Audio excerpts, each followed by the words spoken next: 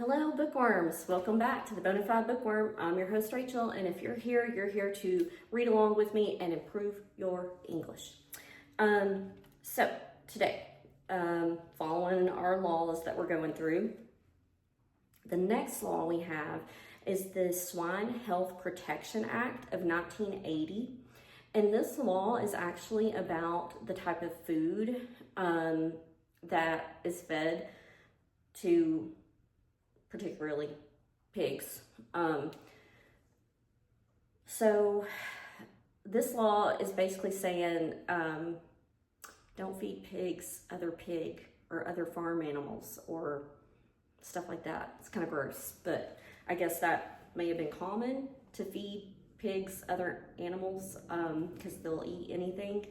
But the main point of this is to help us not get sick because the meat derived from another animal could contain pathogens in it that could be spread to us, which makes me wonder if that is how mad cow kind of came about, if they were feeding cows other animals. So I'll try to look that up and pop in something. If I find something, I'll tag it here. But so yeah, that's what that law does. Kind of gross but needed. So when we left off with Joel is trying to still get Sadie to walk by strengthening her back legs, or at least to get her into a wheelchair type device that will support her back legs so that she can move forward with her front legs. But Sadie ain't having it. She said no. So now Joel is taking her to another specialist that has a treadmill that hopefully will improve Sadie's ability to walk and will strengthen her legs and maybe help her want to use that type of walker type thing, wheelchair type thing. So that's where we left off. Joel is also still stressing about money, about funds, because she's doing a lot of this just with her own money, any money she's managed to save over the years. And if you have taken your animal to the vet for just about anything, it's going to cost you a pretty penny. For example, my dogs are due for their shots, and so I called back today just to find out roughly what to expect the cost to be. And for 2 of their shots that they need, the expected cost is about $95 each, just for some shots, 2 shots. So I can't imagine the bills that this would take to take care of Sadie. So picking back up again, saving Sadie, Joel, Derse, Dauer with Elizabeth Ridley. We're at the top of page 119, and here we go. I've written quite a bit about all the therapies and treatments that Sadie was receiving during the summer of 2012, but it might be helpful here to describe them in more detail, to give a clearer picture of how intensive Sadie's rehab was during that period and how hard we were all working to get her back on her feet, literally and metaphorically. A typical week at that time looked something like this. ATOPS, Veterinary Rehab in Grays Lake, Illinois. Twice a week, Mondays and Fridays, a round trip 2-hour drive, which included hydro treadmill, 20 minutes on the treadmill in the pool, trying to get her legs to support her body, take forward steps, and work in unison. Hacko Med Pool, therapeutic soaking for pain management. Chiropractic, to improve the alignment of Sadie's spine, pelvis, and legs. Cranial sacral massage, hands-on manipulation of her skull and spine. Passive range of motion therapy, exercises to improve joint mobility. E-stim, neuromuscular stimulation via electrical current. At the animal, and now we're going to another list with another provider. At the Animal Doctor Holistic Veterinary Complex in Muskego, Wisconsin, 3 days a week, Tuesday, Wednesday, Thursday from 9 a.m. to 5 p.m. Acupuncture once a week. Inserting dry needles into specific points on the body to improve blood flow and increase nerve regeneration. Aquapuncture. Injecting small amounts of liquids such as vitamin B12 or homeopathic remedies into acupuncture points. Laser treatment. Using a small handheld device to emit an intense beam of deeply penetrating laser light to provide pain relief. Essential oil baths for relaxation. Full body massage. Deep tissue massage to increase blood flow and stimulate muscles. Physical therapy. Targeted exercises to improve strength, agility, mobility, and balance. At-home therapy treatment exercise. 7 days a week, mornings and evenings, 2 to 3 hours per session, 4 to 6 hours per day. Swimming. To build strength and endurance. 20-minute sessions 2 to 3 times a week at Think Positive, once tail incision had healed.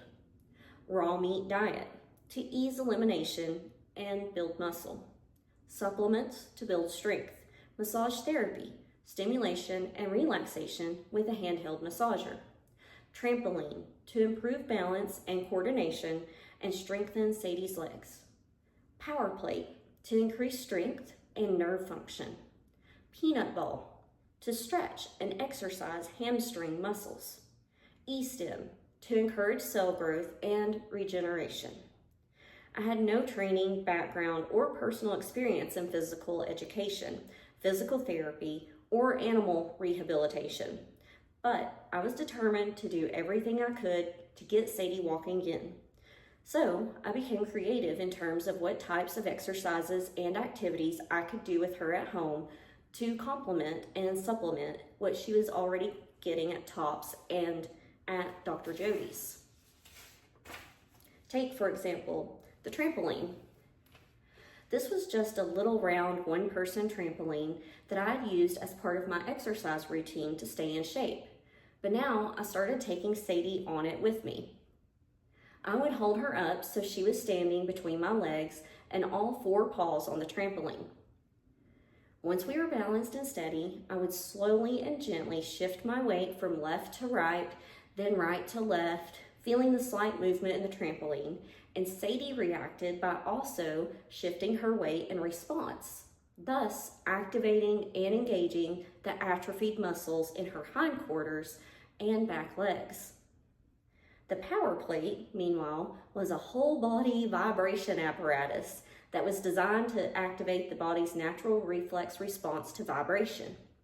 I've been using it as part of my workout routine for many years.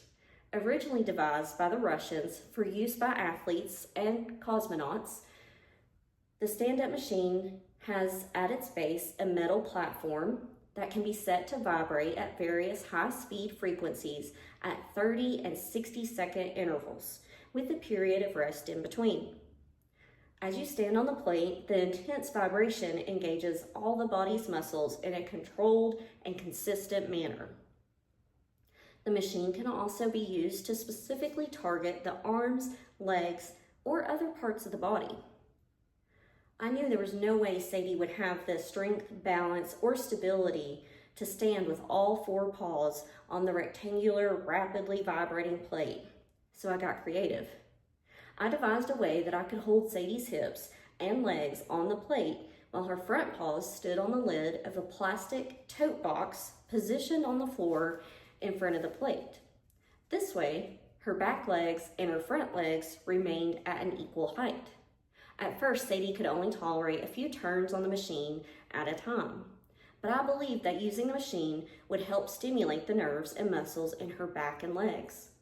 The peanut ball was a peanut-shaped exercise ball that I used to loosen and strengthen the ligaments in Sadie's back legs by having her gently stretch and roll the ball beneath her hindquarters. As Dr. Jody had noticed the first time I brought Sadie in for evaluation, when Sadie tried to walk, her back left leg curled under and in beneath her body, crossing in front of the other legs and hindering her movement.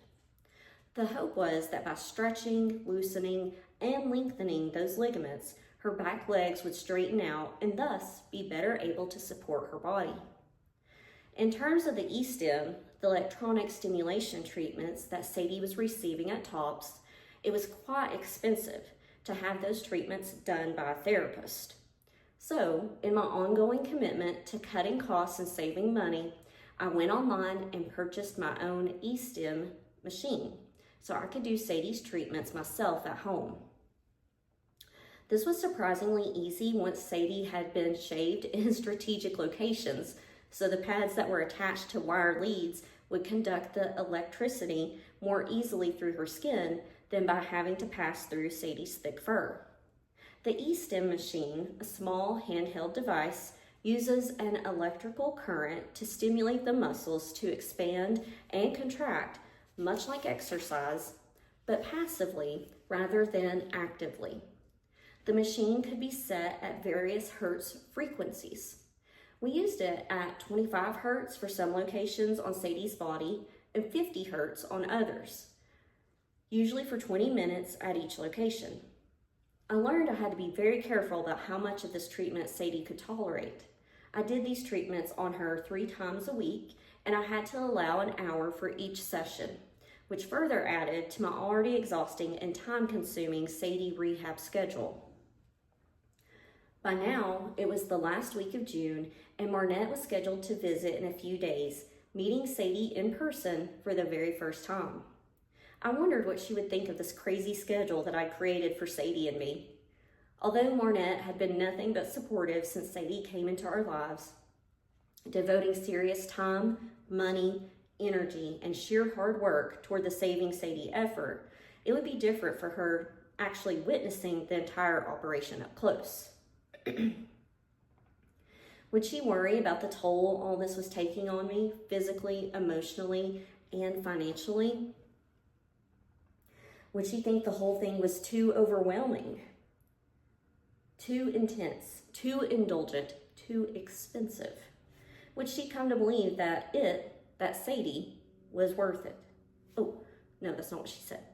Would she come to believe that Sadie, wasn't worth it? Although I had serious concerns, I also couldn't wait for Marnette to get here. Rehabbing a disabled dog can be a lonely and isolating undertaking, and as much as I loved my fur babies, it would be wonderful to have human companionship once again. Marnette arrived on Sunday. It's like I can't read. Marnette arrived on Saturday, June 30th. I drove to the airport to pick up Marnette with Sadie and Sparky riding along in the back of the SUV. When I opened the back hatch to put Marnette's suitcase inside, her eyes met Sadie's, and it was truly a case of love at first sight. "Oh, Joel, she's beautiful," she exclaimed. The photos don't do her justice. She reached in toward Sadie, and Sadie, with her best, "I'm trying as hard as I can," little wag of her tail, stretched toward Marnette. What followed was a mini love fest of petting, stroking, ear rubs, and cuddles. "She's just wonderful," Marnette sighed, her blue eyes shining with tears. "I'm so glad you didn't give up on her." I had taken the week off work for Marnette's visit, and she became my shadow as we did all of Sadie's activities together, from feeding and bathing her to driving her to Tops in Illinois, to acupuncture at Dr. Jody's, to exercises on the trampoline, peanut ball, and power plate. After a few days, I could see Marnette was feeling the fatigue, but I still wasn't sure what she thought of Project Saving Sadie overall. She had been very observant of everything, but withheld any judgment. "So, is it all more than you thought it would be?" We were sitting together in the gazebo after dinner, sharing a bottle of Dauer as we enjoyed the soft summer evening breeze. I swallowed hard and poured myself another glass of wine. "Do you think it's too much, all this work to get Sadie walking again?" She thought for a moment, then set down her glass. "I'm amazed by what you're doing," she replied. "Sadie is extraordinary. And the experience of seeing all this in person has opened my heart even wider than before. She reached down and stroked Sadie, who was curled up contentedly at our feet. Before I came here, I only had your description of how Sadie goes to the bathroom, how you carry her outside, hold her abdomen, and massage her while she urinates, and then clean her up afterward. But now I have observed it with my own eyes. I see you soaking Sadie in your bathtub, in your own bathroom, then cutting the bandage off her tail, treating the wound, and re-bandaging it. I see how you feed her, how you give her her medicine, mixing it with raw meat and feeding her each individual pill inside the meat from a paper plate with a special fork. She paused to reach for her wine glass. I see you driving to Illinois, an hour drive each way twice a week so Sadie can rehab at Tops. She continued, and I know you are too proud to admit it, but clearly you're sacrificing. You are going without in terms of your own needs, just so you can better provide for Sadie. I'm only doing it because I love Sadie so much, I whispered, my voice cracking. I realized this was the first time I had admitted it to anyone other than myself. I so want her to be able to walk again. And she will walk again, Marnette insisted, because you, Joel, do not take no for an answer. Do you have any idea how inspiring you are? I blanched. Me? Inspiring? Yes, you are an inspiration. Not just to me, but to everyone who meets you and Sadie, or reads about the two of you online or in the media. It's a miracle what's happening here. My sister adopted this pitiful creature, just a helpless ball of fur curled up on the ground. And look what she's got now. And this is still just the beginning. I know that Sadie was sent to us for a reason. Marnette stroked Sadie's head, and Sadie, as if she understood, responded with a happy little bark. I twirled the stem of my wine glass between my fingertips. I sometimes wonder, I began slowly, do you think Mom and Dad would be proud of me? Proud of what I'm doing? We had endured such a difficult adolescence, and I was still just in my early 20s when our parents passed away. It was only with Marnette that I could talk about these things. She understood because she had lived the sorrow too. I know they would be proud, she insisted. Joel, you have always been someone who never gives up once you set your mind to something. I will still remember you as a little girl teaching yourself how to ice skate. You cleared all the snow off that pond at Whitnall Park and then practiced figure skating like you were training for the Olympics. You were trying to master turning on one blade, so you just did it over and over again. No matter how many times you fell, you just got right back up again. She smiled at the memory. Mom and Dad would be proud of you. She paused, but no prouder than I am right now. All right. And then we've got a nice little page break again with some little asterisks. So we'll turn over to page 128 and we'll pause there and we will pick back up next week on 128. And until then, I hope wherever you're at, I hope it's great. And I hope you have a great day, week, month, year. But wherever you're at, I hope you come back here. Bye.